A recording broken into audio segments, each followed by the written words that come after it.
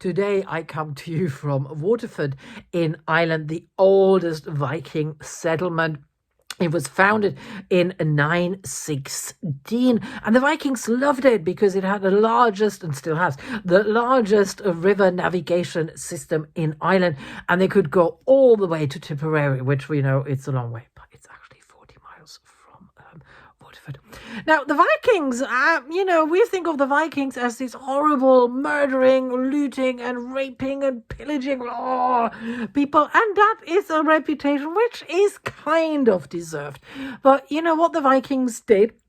They drank themselves and drug themselves into a total homicidal mania, where they had this special brew made from rye which has a fungus that was hallucinogenic, and they just got completely berserk. In fact, berserk, ransack and slaughter come from the Viking language. Hundreds of words in the English language are from the Vikings originally, and we use them all the time, like husband, get, stammer, for example, and of course my favorite word, sail. Yay! Not sure if shoe sail is a Viking word, but never mind. So the Vikings, they really started off as warrior, as looter, as murderers, and there is no getting away from this.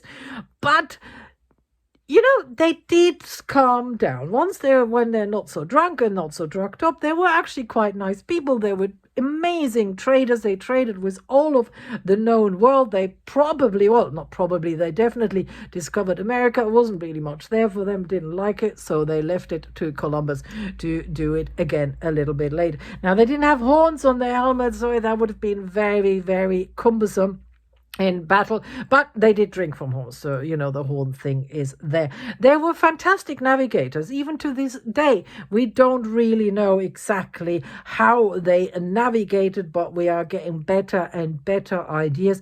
And they had an amazing democratic society, almost like now in Swiss, where people got together, everybody had a vote, everybody had a say, and women were much more equal than they were for centuries and centuries after. They could keep their own money. When they got married, they kept their money, they kept their businesses, they kept their name, and after 7 years it was like a probation, they could divorce, and some people divorced.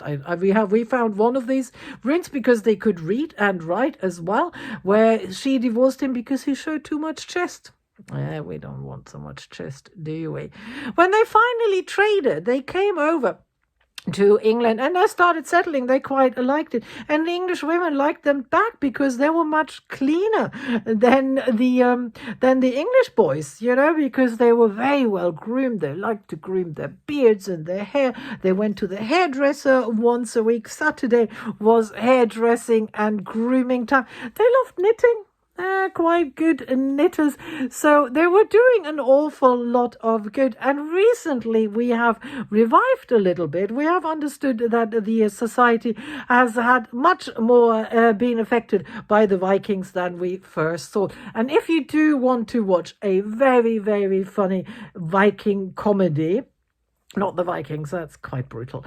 It's Norseman. It's a Norwegian comedy on Netflix. It's very, very funny indeed. It's been dubbed very well. Well, I don't know because I don't speak Norwegian, Catherine. Maybe you have seen it in the original, but it sounds fantastic. It's very, very funny, and it's not subtitled, so don't worry. Well, have fun with the Vikings. See you later, and we'll be off to Dublin next. Bye!